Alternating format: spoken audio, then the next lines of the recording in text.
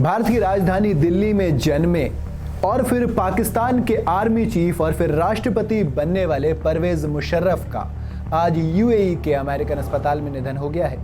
वो पिछले 3 हफ्तों से वहां पर एडमिट थे और अब आज यानी कि 5 फरवरी को उनका निधन हो गया।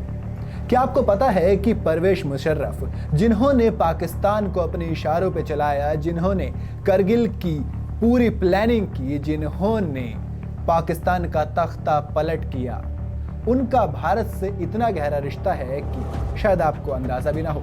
जी हाँ, पाकिस्तान के राष्ट्रपति बने परवेज मुशर्रफ का जन्म दिल्ली में हुआ था। उनके दादा यहाँ पर टैक्स कलेक्टर थे, उनके पिता भी यहीं पे नौकरी करते थे और फिर वो पाकिस्तान चले गए बंटवारे के बाद, और वहां जाकर उन्होंने न सिर्फ खुद को बसाया बल्कि उस देश पे हुकूमत भी की, उस देश की सत्ता को भी चलाया। तो क्या है परवेज मुशर्रफ की एक आम लड़के से दूसरे देश में जाकर उस देश को चलाने की कहानी, यही आज आपको असद बताएगा। चलिए शुरू करते हैं। परवेज मुशर्रफ का जन्म 11 अगस्त 1943 को दिल्ली के दरियागंज इलाके में हुआ था। इसे दिल्ली का पुराना हिस्सा कहा जाता है। यहाँ इनके दादा टैक्स कलेक्टर थे, पिता भी ब्रिटिश हुकूमत में बड़े अफसर थे। मां इनकी अलीगढ़ मुस्लिम यूनिवर्सिटी में पढ़ाती थी। मुशर्रफ परिवार के पास पुरानी दिल्ली में एक बड़ी कोठी थी।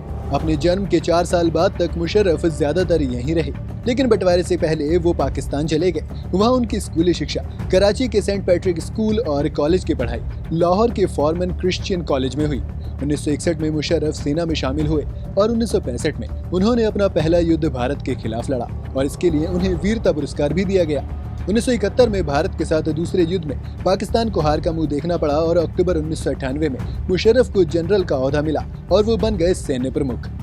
1999 में उन्होंने बिना खून बहाए तत्कालीन प्रधानमंत्री नवाज शरीफ को पद से हटाकर सत्ता हथिया ली और 2001 में सैन्य प्रमुख रहते मुशर्रफ ने खुद को राष्ट्रपति घोषित कर दिया, यानी कि तख्ता पलट करके उन्होंने अपने कब्जे में ले लिया।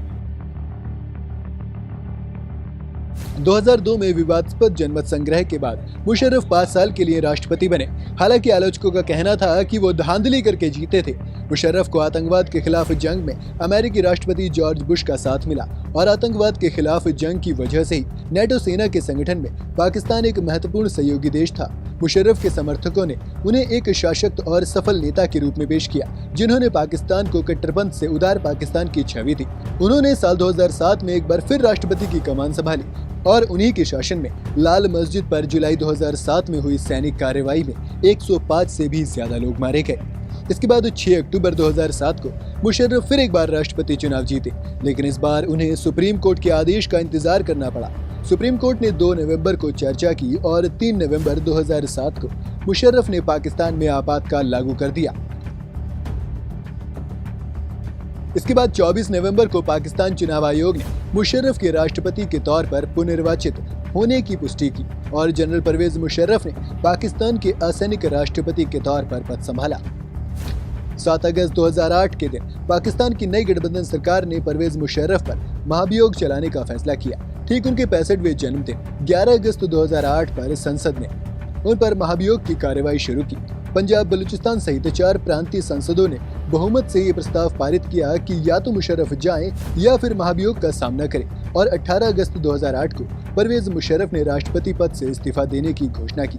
6 अगस्त को मुशर्रफ ने अपने खिलाफ आरोपों को बेबुनियाद बताया और पाकिस्तान छोड़कर ब्रिटेन चले गए। 23 जनवरी 2012 को पाकिस्तान की संसद ने एक संकल्प पारित किया जिसमें मुशर्रफ को पाकिस्तान लौटते ही तुरंत गिरफ्तार करने का फैसला था। 24 मार्च 2013 को मुशर्रफ चुनाव के लिए पाकिस्तान लौटे।